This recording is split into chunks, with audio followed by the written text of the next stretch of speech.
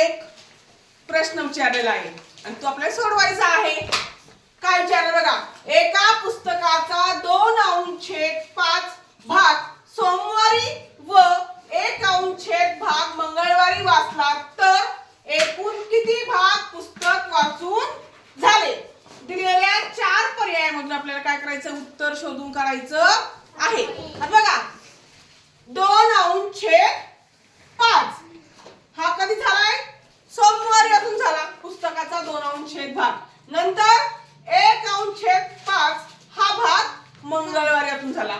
मग आपण दोघांची काय करणार आहोत, बेरीज. आता आपण काय शिकलो मुलांनो, जेव्हा समछेद अपूर्णांक असतात म्हणजे जेव्हा अपूर्णांकाचे छेद सारखे असतात तेव्हा फक्त आपण काय करतो, अंशाची बेरीज करतो. बघा मग काय करूया आपण, 2 + 1 3 आणि हा छेद सारखा असल्यामुळे आपण एक छेद खाली लिहिणार आहोत.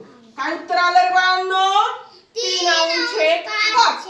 आता 3/5 दिलेल्या पर्यायामध्ये आहे का, पर्याय क्रमांक 2 म्हणजे एकूण 3/5 भाग पुस्तक वाचून झाले. समजलं.